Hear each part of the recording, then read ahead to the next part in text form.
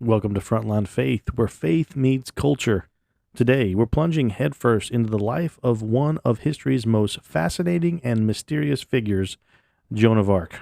Known as the Maid of Orleans, Joan is the kind of person who could give a TED Talk on fighting for your beliefs, even if you don't have a sword or a battle plan. She's been lauded as a fearless warrior, a mystic with a direct line to God, and, oh yeah, a saint. Pretty impressive, right? But before you go off picturing her as the medieval version of Wonder Woman, let's take a moment to peel back the layers of this legendary figure. Because beneath the shiny armor and the divine visions, there's a whole lot of controversy, backstabbing, and yes, some truly wild conspiracy theories. The kind of stuff that would make a Netflix documentary binge-worthy. As we dive into Joan's story, we're going to take a look at the good, the bad, the ugly, and even the unseen. You're listening to Frontline Faith. 5, 4, 3, 2, 1, 0. All engine running. Liftoff. We have a liftoff.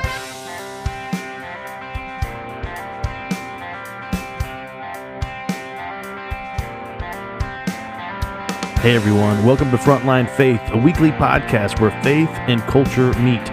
I'm your host, Pastor Ryan, a 20-year Army veteran, 2 decades of ministry experience. Thanks for listening. Like, share, subscribe, all the good stuff. You're listening to Frontline Faith.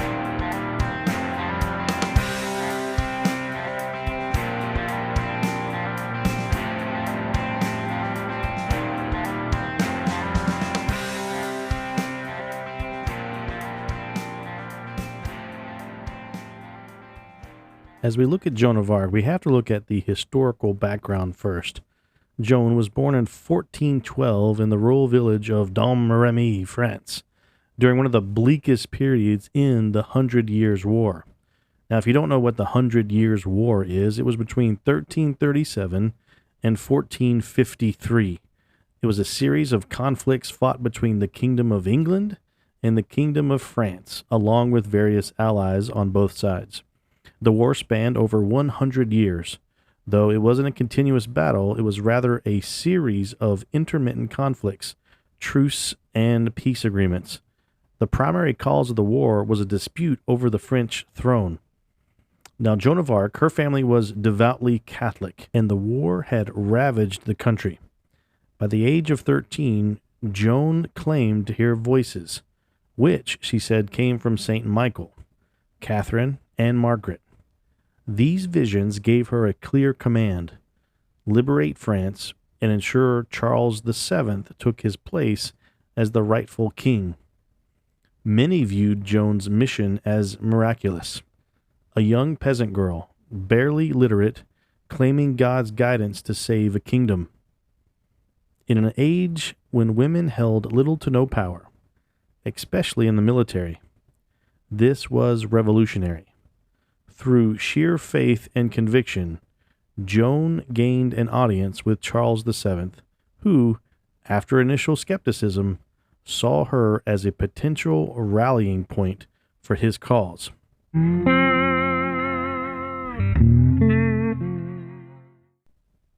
The good, a heroic visionary and faithful servant. Joan's story shines as an example of unwavering faith and visionary leadership.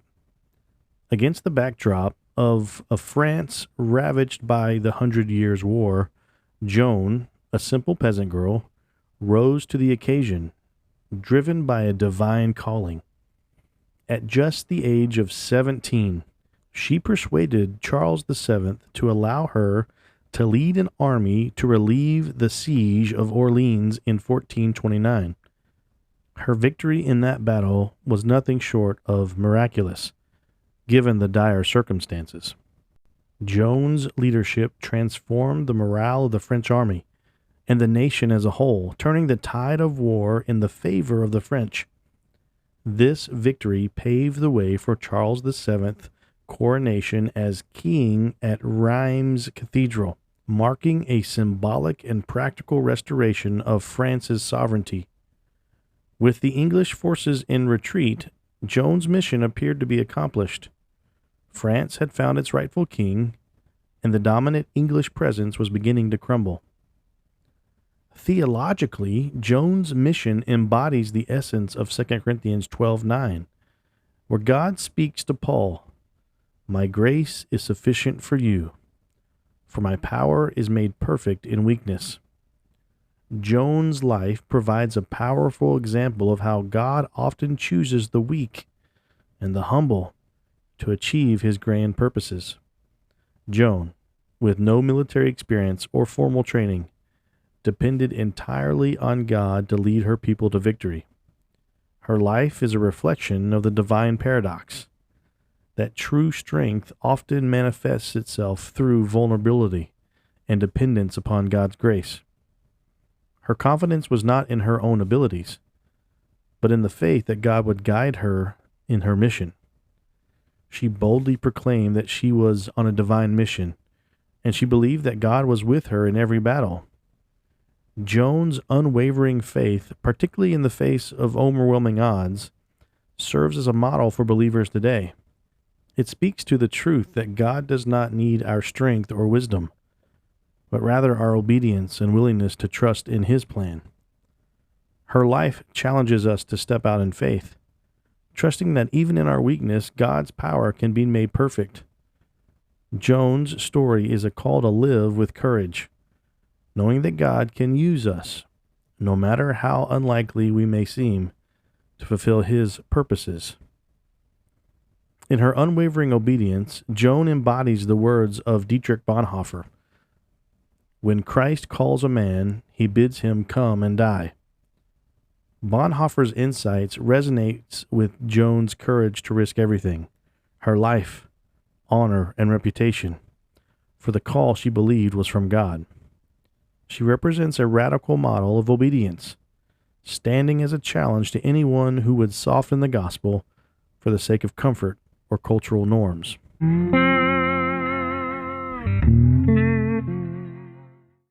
The bad. Misunderstandings and political maneuvering. As Joan of Arc rose to prominence, her very existence became a point of intense controversy. Not only did she defy the occupying English forces, but she also challenged the deeply ingrained societal norms of her time. Joan, a young peasant girl, had an extraordinary calling, one that led her to don men's armor and take on a military leadership role in the French army. Her boldness in stepping into a traditionally male-dominated arena was seen by many as an affront to the established gender roles of the era. While some French leaders recognized her as a divinely inspired figure, others viewed her with growing suspicion. Their jealousy over her influence, particularly her close connection with King Charles VII. This only fueled their unease. The moment Joan was captured by the Burgundians in 1430, the political tides shifted quickly. Many of those who had once celebrated her were quick to abandon her, leaving her vulnerable to her enemies. Joan's trial in 1431 further revealed the dangerous intersection of faith, politics, and power. Her inquisitors, French clergy loyal to the English, sought to discredit her not only as a military leader, but also as a religious figure. The charges brought against her ranged from heresy to witchcraft, accusing her of consorting with evil spirits and malign forces.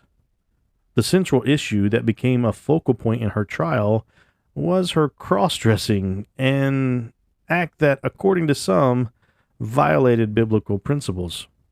Deuteronomy 22:5 clearly condemns the practice of a woman wearing the clothing of a man and vice versa. And this was used against Joan as evidence of her supposed heretical behavior. Yet Joan maintained that her decision to wear men's clothing was not an act of rebellion against divine law, but rather a necessary measure for her safety and survival in a hostile military environment where the risk of being captured or killed was ever present.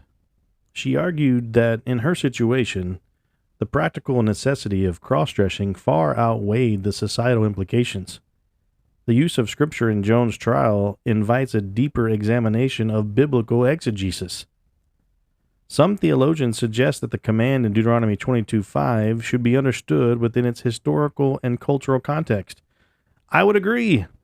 In ancient Israel, such laws were designed to preserve gender distinctions and prevent any confusion of or the blending of roles that could disrupt societal order. However, this command was never intended to be a universal or timeless prohibition applicable to all cultures and situations. Joan's case highlights how Scripture can easily be misinterpreted or even weaponized when removed from its original context. In the hands of those determined to see her condemned, the Bible became a tool for advancing political goals, rather than a source of spiritual truth. Joan's trial ultimately serves as a cautionary tale about the dangers of using faith as a means of political control or manipulation. It reminds us that faith should never be co-opted to serve earthly power structures at the expense of truth.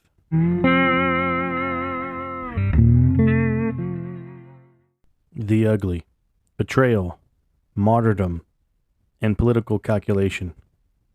The ugly side of Joan of Arc's story becomes more painfully evident in her betrayal, abandonment, and brutal execution. After leading the French army to a series of remarkable victories and securing the coronation of King Charles VII, Joan found herself alone and vulnerable in the end. The very people she fought to empower, the French leaders who had once hailed her as a savior, abandoned her when it mattered most. Charles VII, whose throne Joan had helped secure through divine intervention and military success, made no attempt to rescue her. Despite her unwavering service to him and her pivotal role in his reign, he did nothing to intervene when she was captured by the enemy. Her trial and eventual execution were carried out with cold political calculation, and she faced them without the support of those she had fought for. Betrayal by the very system she had tried to uplift. For months, Joan endured harsh interrogations under torturous conditions.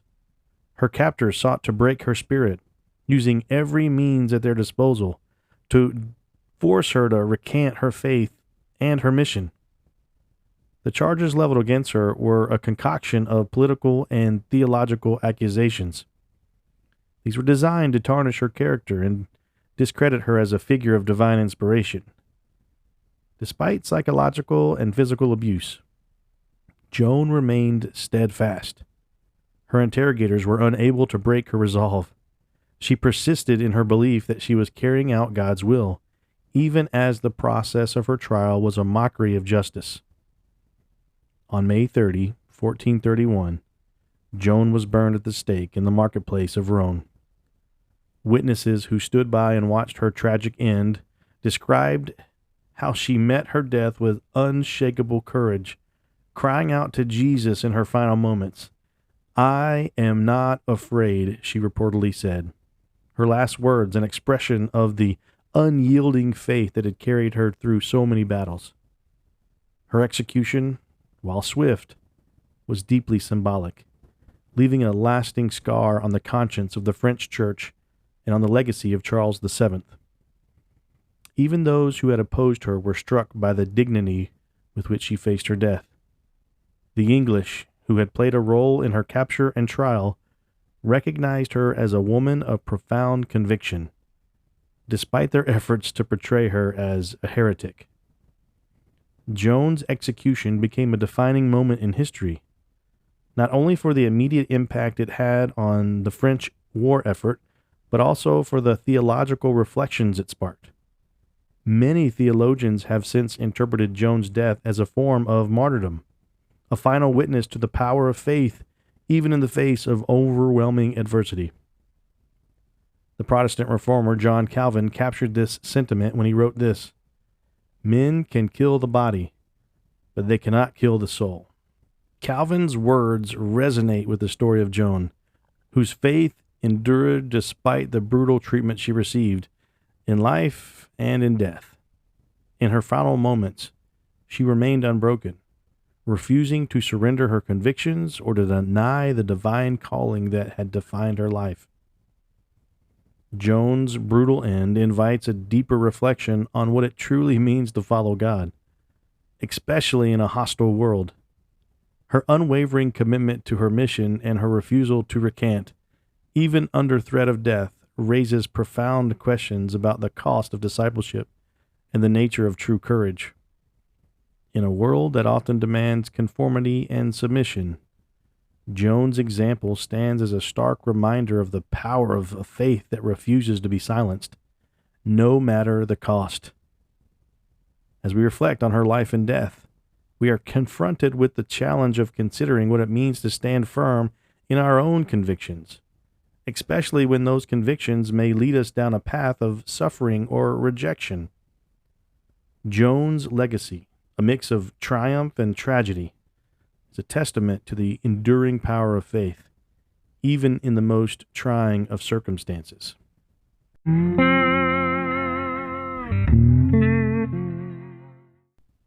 Conspiracy theories surround Joan of Arc. The life and death of Joan of Arc have long been shrouded in mystery, inspiring not only reverence, but also a ton of conspiracy theories. These theories seek to reinterpret her actions, motivations, and even her execution in ways that challenge the established historical narrative. First, political manipulation theory. One theory posits that Joan's visions, the driving force behind her military campaigns, were not truly divine in origin. Rather, they were politically motivated manipulations. This theory suggests that Charles VII, the Dauphin of France, or his supporters orchestrated Joan's divine experiences to legitimize his claim to the throne.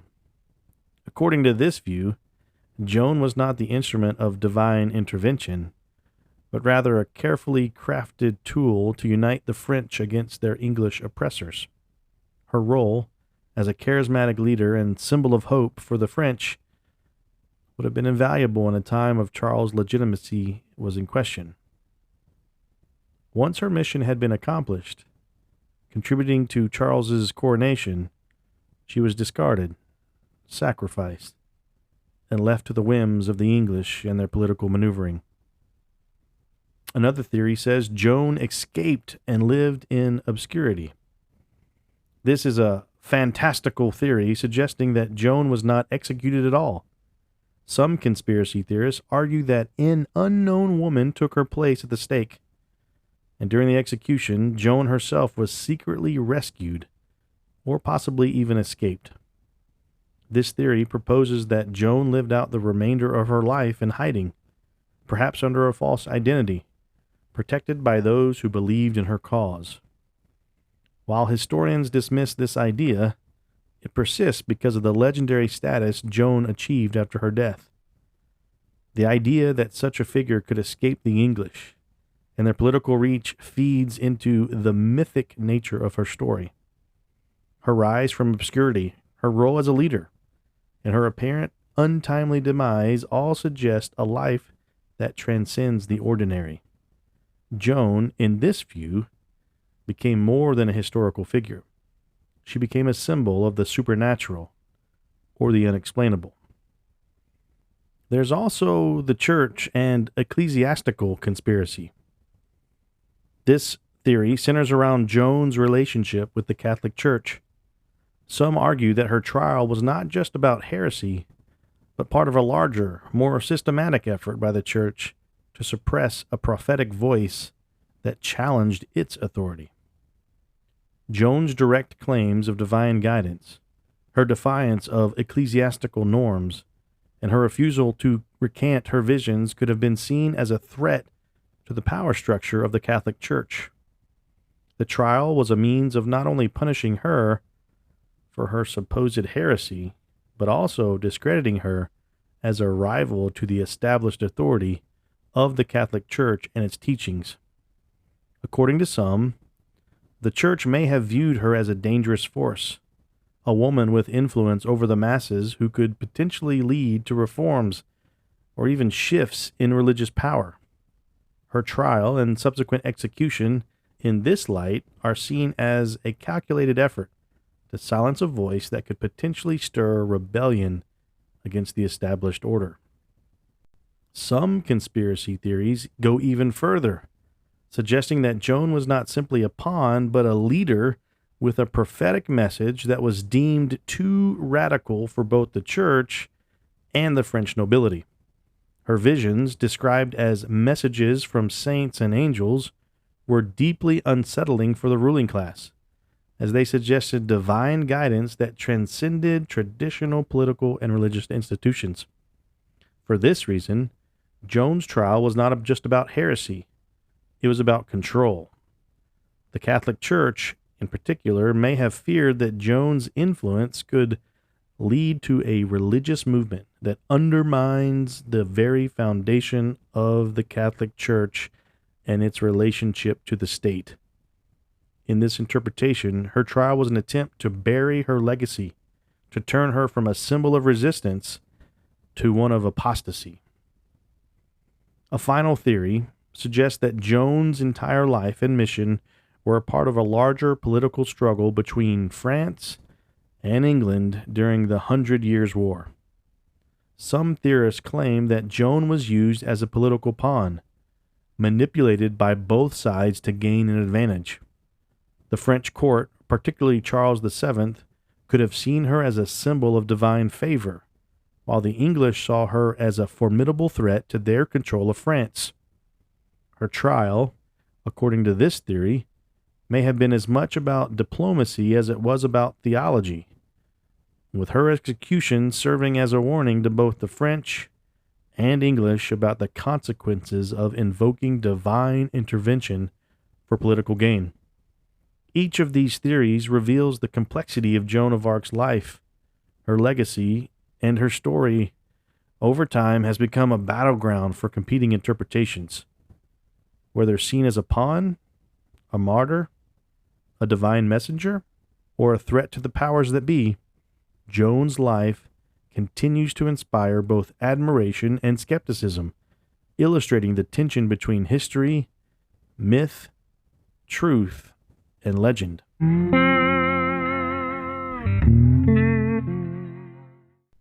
St. Augustine reminds us, "The truth is like a lion. You don't have to defend it. Let it loose, and it will defend itself." In Joan's case, the truth may never be fully known, but perhaps her story's continued mystique points to a deeper truth about faith, one that cannot be fully explained by politics or even conspiracies. Joan's life reflects the paradoxical nature of suffering and glory as seen in Romans 8:17. Now, if we are children, then we are heirs, heirs of God and co-heirs with Christ, if indeed we share in his sufferings, in order that we may also share in his glory. You see, Joan's path mirrors Christ's own journey of both betrayal and sacrifice, calling us to consider our own relationship with faith and suffering. In Joan, we see a faith that is complex, challenging, and defiant of easy answers. Hers was a faith willing to step into darkness for the sake of God's light, a reminder that true obedience is often misunderstood and sometimes leads us directly into conflict with human authority. Joan's life remains a profound testament to both courage and conviction, but also to the mysteries of faith in the ways history distorts the truth. She was canonized as a saint in 1920, centuries after her death, and remains a symbol of courage, faith, and the battle against unjust authority. Today, we see her as both a hero and a martyr, but also as a mystery. In remembering Joan, we face these questions she forced upon us. What does obedience to God look like? Can we have the courage to answer his call, even if it leads us into danger? And how do we reconcile faith in a world that so often resists it? Joan's life and legend reveal the good, her fierce dedication, the bad, the political struggle that led to her fall, the ugly, her tragic death, and the unseen, the mysteries that surround her. Her story calls us to hold faith with courage and resilience, even when the full truth may never be known. As always, thank you for joining us on Frontline Faith. Until next time, live your life coram Deo. Please like, share, and subscribe to this resource. Rate this podcast, leave a review as it helps with the algorithms. You're listening to Frontline Faith.